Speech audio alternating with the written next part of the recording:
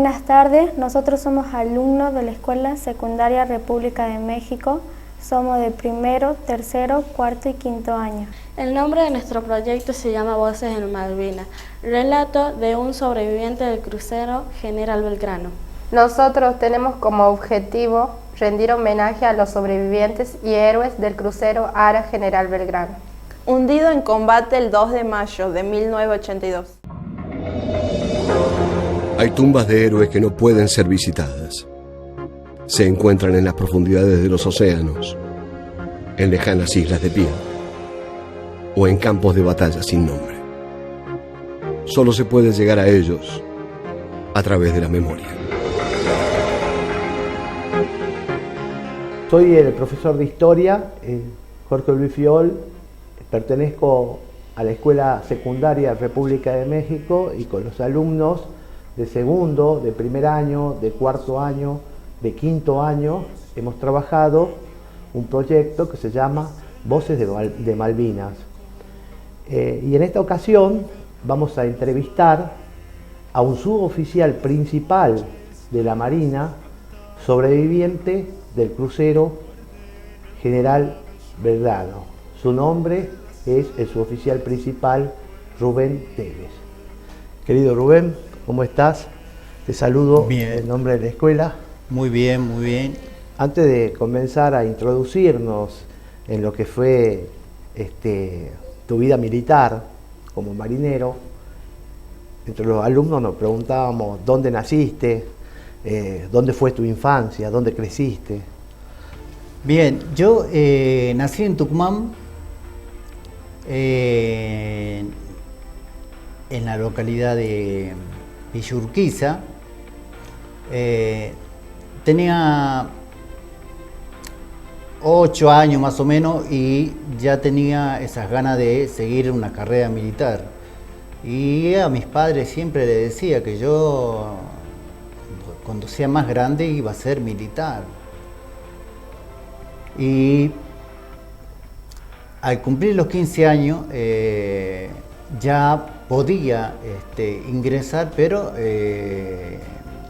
con la autorización de los padres, firmando papeles, podía ingresar. Así que me preparé solo, retiré todos los papeles para ingresar y me preparé solo, teniendo séptimo grado. Aprobé el examen, ingresé a la Armada, me incorporo a la Armada y ahí comienza mi vida como marino. Y después de haber salido del curso, después de haber terminado el curso, por salir primero dentro de del curso, soy como aquellos que salen primero en cada orientación, en la especialidad. Le tocan pases especiales y a mí me tocó la fragata Libertad. Tuve la oportunidad de viajar y dar la vuelta al mundo en la fragata Libertad. Al regreso me trasladan al crucero General Belgrano. Yo hasta eso yo no tenía mucho conocimiento sobre el crucero General Belgrano. Había mucho buque en la Armada, pero del crucero no tenía mucha información. Estando en el crucero me entero la historia del crucero y a partir de ahí empieza la instrucción en el crucero. Como a todos los que llegan al crucero le dan instrucciones para conocer cómo es el buque, cómo es el adiestramiento, y nos empiezan a hacer cursos de distinto tipo. Y empezamos a hacer las primeras navegaciones en el crucero, donde hacían práctica de abandono del buque como si se estuviera hundiendo. Con las luces prendidas teníamos aproximadamente 3 minutos de salir del lugar donde estábamos hasta la balsa salvavidas. Se tomaba por tiempo, había puesto de combate que había que cubrir y había un tiempo para ir al lugar donde nosotros íbamos a cumplir nuestra tarea, ya sea como cargadores, apuntadores. Teníamos varias actividades que teníamos que cumplir en cada una de esas. Eran hombres comunes, no elegidos. No era ni del proceso, ni de un gobierno de facto, ni militante. Pega la proa y corta 15 metros de proa. Yo sinceramente pensé que nunca se iba a hundir eso. Era muy grande. Y en ese año, 1982, ¿vos tenías qué edad? Y yo tenía 17 años. 17 años. 17 años. La verdad que el adiestramiento fue bastante seguido, justamente por eso, por ese adiestramiento que teníamos, que después nos hacían con las luces apagadas, es que se salvaron muchísimos marinos por haber salido en plena oscuridad, porque el torpedo que pega en la sala de máquina, se cortan las luces, el segundo torpedo pega en la parte de adelante. ¿Sí? Pero antes de llegar a esa instancia, vamos al hecho de exactamente se recuperan las Islas Malvinas el 2 de abril. ¿Cuándo zarpan de ustedes del continente hacia las Islas Malvinas? ¿Qué día? Y si es que sabían ustedes realmente hacia dónde se dirigían. A nosotros nos avisan ya cuando las islas estaban tomadas, nos reúnen a todos y el comandante nos avisa que íbamos a entrar en conflicto con Inglaterra.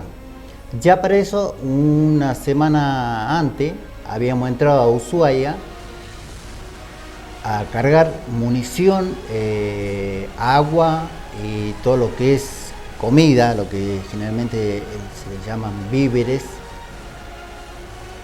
Lo que a mí me llamó la atención es que nosotros en ese operativo hicimos muchísimas prácticas, especialmente de combate, de lo que es tiro y ese tipo de cosas, y abandono, se hizo muchísimo. Pero no nos dijeron a nosotros de que realmente íbamos a lo que es la guerra de Malvinas. Nos reúne el comandante y nos dice, señores, a partir de ahora vamos a enfrentarnos a Inglaterra porque las islas ya fueron tomadas y no sabemos si vamos a volver, porque nos estábamos enfrentando a una potencia y el buque era de la Segunda Guerra Mundial. No tenía sonar. Sonar es el que detecta todo lo que está debajo del agua. O sea, nos asignan 2 buques que también eran comprados de Estados Unidos, que tenían sonar pero tenían corto alcance. Eran nuestro escolta. Expliquemos qué es un sonar. Digamos. El sonar es un equipo que emite un sonido y en una pantalla aparece lo que hay debajo del agua. Si hay un submarino, lo detecta. Ese es un sonar. El radar es el que detecta todo lo que es aviones, o sea, en el aire. Y el crucero tenía para detectar lo que es aviones, pero no submarinos. Entonces, nos asignan 2 escoltas, el Piedrabuena y el Buchar, que tenían sonar pero de corto alcance. Por lo tanto, no podía llegar a detectar un submarino como el Conqueror, que era nuclear y que tenía mucho alcance. O sea, ellos nos podían detectar a nosotros, pero nosotros no a ellos. Por eso cuando ellos nos atacan a nosotros, fuera de las 200 millas, nosotros no estábamos dentro de la zona de combate. Ellos hacen un lanzamiento de torpedo de 8 millas aproximadamente,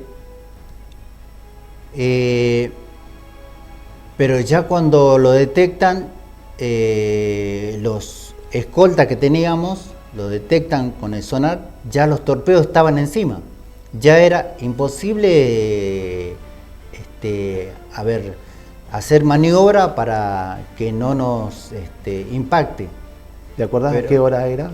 Aproximadamente a las 17 horas. ¿Vos qué estabas haciendo en ese momento? Yo había alargado la guardia a las 16 horas más o menos, porque cada 4 horas se cubrían guardias. ¿Vos qué posición ocupaba ahí en el crucero General Belgrano? Y yo en el crucero estaba como timonel de maniobra, o sea, es el que maneja el barco. O sea, vos habías dejado una hora antes el timonel a un compañero. Exacto. Y de ahí iba a descansar. O sea, sos no el último, sino el penúltimo que había manejado el timón. Sí. Hasta eso, bueno, ya sabíamos nosotros, porque ya nos había avisado el comandante de que estábamos en conflicto con Inglaterra. Y entonces el buque se pone en una condición que es crucero de guerra. Sí. Entonces todos los puestos de combate se cubren, todo. O sea, está en una alerta constante. Exactamente. Entonces cada 4 horas se iban rotando las guardias. Cuando me voy a reposar un poco, porque realmente el tema era con un poco de tensión, pero como estábamos fuera de la zona de exclusión, tampoco era tan alarmante por el solo hecho de que no estábamos dentro de esa zona. Pero sí teníamos una zona de patrullaje para que los buques ingleses no pudieran pasar por la zona de Chile y entrar a las Islas Malvinas.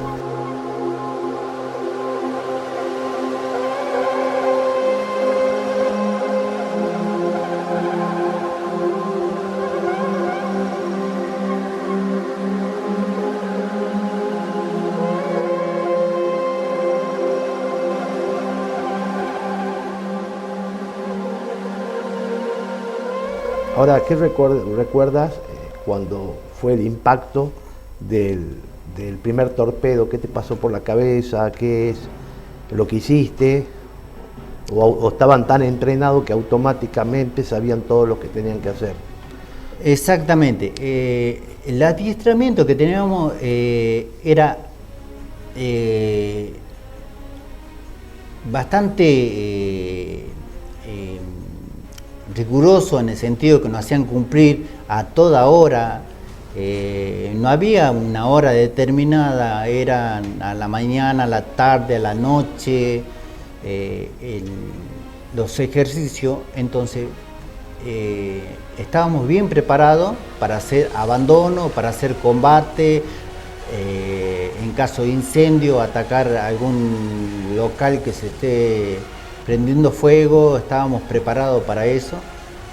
El primer impacto, se cortan todas las luces porque dan a sala de máquina, y ahí donde está donde se genera todo lo que es la electricidad y la propulsión y todo eso. El buque en segundo, que pega el primero, pega el segundo, y el buque se inclina hacia un costado y sentimos con el primer impacto como si hubiera chocado contra una pared, y el buque cuando está navegando se siente el andar, pero cuando pegó el primer torpedo es como si hubiera chocado y se sintió que se paró, quedó quieto en el agua y sentimos la inclinación y escuchamos ya el grito de compañeros que nos dieron. Y la verdad que nosotros pensábamos que habíamos agarrado alguna mina submarina, pero en realidad eran torpedos. Ahí comienza el tema del abandono en plena oscuridad. Teníamos una escalera para salir, pero con el mismo golpe se había caído y habían quedado las cadenas. O sea que la única manera de salir era trepando la escalera mientras entraba agua por una salida de emergencia que nosotros teníamos. Y así íbamos saliendo en zigzag en plena oscuridad mientras entraba agua y el buque se iba hundiendo despacio. El tiempo que llegó para hundirse, entre 15 y 20 minutos, ya el buque estaba bastante, nosotros lo llamamos escorado, que está, digamos, para un costado, por digamos, donde pega el primer torpedo, hace un agujero grandísimo y por ahí la sala de máquina es grande, se llena de agua bastante rápido, y en la parte delantera, que sea la proa, también le entraba agua. Entonces, y el peso del buque y la cantidad de munición que llevaba, eso, y el mal tiempo hizo que entrara más agua al buque y se empezó a hundir rápidamente. El comandante da la orden, al ver que ya no teníamos, el buque ya no tenía salvación de flotar, dio la orden de hacer abandono. Significaba largar las balsas al agua y tirarse arriba de las balsas, que ya teníamos curso hecho cómo hacer el abandono, ya sea de día o de noche. ¿Cómo eran esas balsas? ¿Cuántas personas entraban en esas balsas? Y había balsas de 20 y de 25, había balsas suficiente como para cubrir todo el personal que llevábamos a bordo, 1093 tripulantes. Cuando logran ustedes subir a la balsa, ¿qué temperatura y qué oleaje hacía en el Atlántico Sur? Y tenemos una temperatura de 20 grados bajo cero aproximadamente, y olas entre 15 y 20 metros de alto. Había un temporal, porque justo en esa zona donde se unen los dos océanos hay como una confluencia de aguas donde se mueve constantemente, y hay el tiempo está constantemente moviéndose las aguas, y eso ha provocado de que el buque se hundiera mucho más rápido de lo normal, porque entraban mucha agua justamente por ese movimiento de agua y olas tan grande, se logra hacer el abandono y lamentablemente en la zona de máquina lo que mueren en realidad fue por la explosión, porque ahí donde había dormitorios grandes, entonces ahí es donde mueren muchísimos marinos. El resto logra subir a las balsas. Logra salir gracias al adiestramiento que nuestro comandante y segundo comandante nos hacían practicar día y noche constantemente a distintos horarios. Al horario de comer, estábamos comiendo y tocaban abandono de buque. Ahora llegan a las balsas, logran subir a las balsas. ¿Y cuánto tiempo demoraron en rescatarlo? ¿Cómo era la vida dentro de esas balsas? ¿Cómo hicieron para poder sobrevivir? ¿En qué confiaron? ¿Cómo se ayudaron? Bueno, en cada balsa viene un equipo de supervivencia que se supone que el primer día del abandono no se debe consumir nada de lo que hay dentro de ese equipo. Por lo tanto, lo que se hace es desarmar la caja y controlar el tema de lo que trae, y ahí hay agua, unos caramelos que son lo que nosotros necesitamos, es caloría, pero ahí no hay digamos comida en lata, en nada de ese tipo, y alguna medicación, equipo de señal por si pasa algún avión, hacer tipo bengalas. En nuestra balsa teníamos 2 compañeros que al principio estaban con vida y fallecieron a los pocos minutos, y lo teníamos junto con nosotros. Dentro de la balsa teníamos más o menos unos 30 centímetros de agua que había entrado, o sea que estábamos mojados totalmente, y así entre todos nos poníamos a rezar, y había nos íbamos rotando para hacer guardia, para ver si pasaba algún avión, para hacer para tirar las bengalas. A pesar de todo eso, en ningún momento tuvimos pánico, pero sí miedo, porque el miedo es algo natural en todo. O sea, el que no tiene miedo es, yo le diría que sería anormal. Por supuesto que teníamos miedo, pero no ese miedo que lo paraliza. Confiábamos mucho en nuestra flota, que sabiendo ya la posición del hundimiento del crucero, iban a mandar rescate.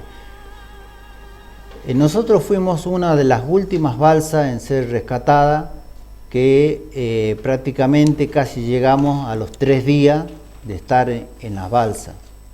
Hay balsas que fueron recuperadas antes, el primer día nomás, otras el segundo día, y así, y al tercer día, que no hemos cumplido el tercer día, ahí fuimos rescatados, llevando con nosotros esos 2 compañeros. Generalmente la tradición es el marino, una vez que muere en medio del mar, se lo debe envolver en una sábana o en algo, y el cementerio del marino es largarlo con un peso. Ese es, digamos, sería el cementerio del marino. Nosotros no quisimos hacer eso, quisimos llevar los cuerpos, no sabíamos cuánto tiempo nos iba a tardar el rescate, y así seguimos hasta que nos rescataron. ¿Cuál es el barco que te rescata a vos? El buque que me rescata es el Piedra Buena. Ese buque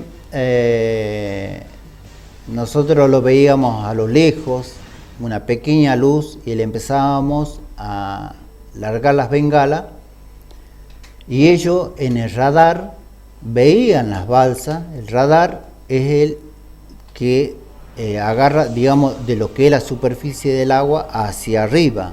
Entonces ellos nos tenían unos puntitos, sabían dónde estaban las balsas. Nosotros nos íbamos bien hacia el sur, ya tirando hacia la Antártida. Delante nuestro teníamos 3 balsas que estaban más para cerca de la Antártida que nosotros. Porque después que nos rescatan a nosotros, seguimos navegando más al sur, y ahí donde rescatamos balsa, pero no había personal con vida, ya estaban congelados. Y uno de esos fue el Piedra Buena y el Buchar, que rescataron esas balsas. Fueron las últimas balsas. La verdad que somos católicos y rezábamos para que nos rescaten pronto, pero miedo a la muerte no teníamos, porque nosotros hacemos un juramento de defender la patria hasta perder la vida. Y si ese juramento que hicimos nos tocaba morir en combate, hemos cumplido la promesa que habíamos hecho. Después que los rescatan, ¿a qué lugar los llevan a alojarlos? Bien, después que nos rescatan, nos llevan a la base de Ushuaia, y en Ushuaia nos dan ropa y nos controlan que no estuviéramos lastimados, nada por el estilo, y nos separaban aquellos que no tenían ningún problema, y nos embarcaban en un avión hasta la base de Espora en Bahía Blanca. De ahí eran destinados a un hospital militar en Puerto Belgrano, donde se hacía otra revisación médica, y ahí nos mandaban a un destino en Puerto Belgrano para comunicar a los familiares que se queden tranquilos, a pesar de que en mi caso particular había 2 personas que tenían el mismo apellido, Tevez. En mi caso mandan un telegrama a mi casa, a la casa de mis padres, de que yo me había ido con el buque, porque preguntaron, empezaron a preguntar los nombres de los compañeros. Entonces lo que primero que dijeron, sí, Teve no pudo salir. Entonces buscaron en la lista, Teve, provincia de Tucumán, mandan el telegrama que murió en combate. Y cuando nos rescata el Piedra Buena, me preguntan los datos, le digo Teve y me dice, Teve, pero Teve, acá hay un desaparecido. El que había desaparecido de Santa Fe. Entonces mandaron un nuevo telegrama a Tucumán diciendo de que bueno, que yo estaba vivo, que había aparecido. Por eso es que fuimos una de las últimas balsas que fuimos rescatados. Por eso es la confusión del tema de los apellidos, que uno fue encontrado primero, o sea, la información fue dada primero al que en realidad era de Santa Fe, que estaba desaparecido. ¿Y desapareció nomás o se lo encontró? No, desapareció. Mira, una lástima. Desapareció, sí. Ahora, para ir cerrando esta historia apasionante, me gustaría que nos cuente, termina la guerra y vos sigues la vida de marinero. Sigo la vida de marino. Voy a la escuela de la Marina y hago distintos cursos. Uno de esos cursos que se denomina técnica de la enseñanza, es para dar clase. Me mandan a La Plata para hacer un curso de profesor militar, donde está avalado por el Ministerio de Educación de la provincia de Buenos Aires. Por todos los cursos que hice, fui quedando mucho tiempo en la escuela. Hoy por hoy tengo 2 hijas que siguen la carrera militar. Una está en Ushuaia y otra en Bahía Blanca, que es licenciada en armas de aviones. Es un orgullo para mí. La verdad, a ella, a donde van, siempre le han hablado bien de mí, porque mientras yo estaba en la escuela, ingresaban chicos y yo le daba clase, y esos chicos después fueron ascendiendo y se encontraron con mis hijas. Entonces le preguntaron qué tenían que ver el Teve que estaba en la escuela. Entonces dijo, es mi papá, él estuvo en la guerra.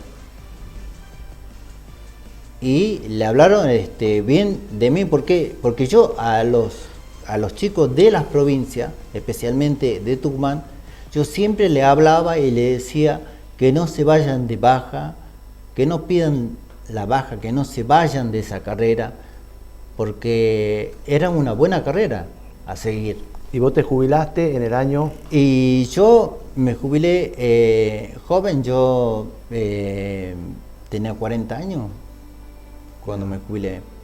Computé años porque estuve en el sur, también estuve en la Antártida, estuve en Haití, en Colombia, lo que es Centroamérica. ¿Y participaste en la guerra del Golfo? Participé en el 91 en la guerra del Golfo Pérsico. En la gesta de Malvinas, en la guerra, hubo hombres de la Fuerza Aérea y del Ejército que combatieron con el mismo ideal y con la misma fuerza. Nosotros ahora rescatamos el crucero porque en el crucero, durante la guerra, fue el lugar donde murieron más personas. Pero es cierto que es un hecho más de la guerra y no el único hecho. Creo que hay que empezar a reflexionar sobre cada uno para armar hacia el futuro una historia que nos permita reconstruirlo bien y que nos permita mirar el pasado con optimismo y que nos permita entonces, sí, de verdad, enfrentar el futuro como se debe enfrentar. La verdad que, bueno, lo que fue mi vida en general fue muy positiva por el adiestramiento que tuve dentro de la fuerza, que me ha cambiado totalmente, e igualmente la vida de mis hijas, que hoy por hoy siguen mis pasos. Para ir terminando, y concluyendo este video, la verdad que es un video que podríamos estar días, años hablando, un relato apasionante. Seguramente vamos a continuar con este video para concluir cuál es el mensaje de un sobreviviente del crucero General Belgrano hacia los alumnos, hacia los jóvenes. Y yo le diría de que sigan estudiando, que no solamente existe la carrera militar, sino existen otras carreras. Pero una de las opciones que tenemos hoy por hoy en Tucumán, terminan la secundaria y prueben entrar a cualquiera de las Fuerzas Armadas, ya sea al Ejército, a la Fuerza Aérea, a la Armada Argentina, y vean si les gusta la carrera militar en sí. Se van a dar cuenta que la carrera militar no mata a nadie, o sea, le enseñan, le pagan para estudiar. Hoy por hoy ha cambiado tantas las leyes de que no es como antes. Antes era una vida muy estricta, hoy por hoy realmente se necesitan profesionales, por lo tanto ya no es necesario que sean tan rigurosos para enseñarle determinada profesión. Yo le diría que sigan estudiando, cualquier que carrera. respete cualquier carrera es buena. El estudio siempre va a dar una posibilidad más. Por supuesto. Eso le enseña a respetar a las personas, respetar a los padres y el sacrificio que es para los padres criar a un hijo y que termine la secundaria y que no siga estudiando. Así que yo le diría que terminen la secundaria y busquen una carrera. No que simplemente sea la carrera militar. Hay tantas carreras para seguir. Traten de buscar su horizonte. Yo viajé tan lejos sin conocer, conocí el mundo entero y estoy orgulloso, y a donde voy, a cada escuela, siempre le digo a los chicos, estudien, sigan estudiando. Acá hay academias donde pueden prepararse para entrar a las Fuerzas Armadas, a las Fuerzas de Seguridad, pero también hay otras carreras para seguir.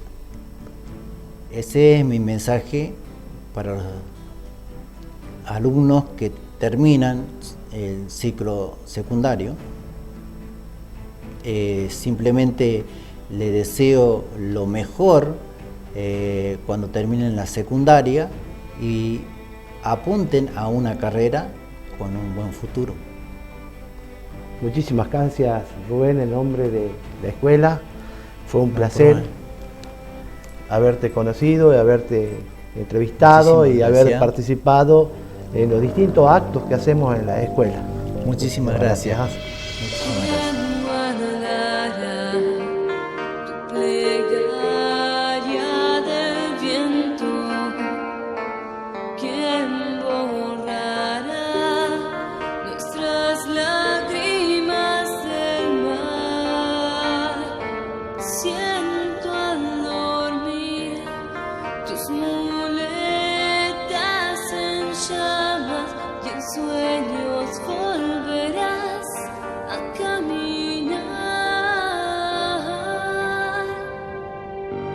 Y en sueños volverás.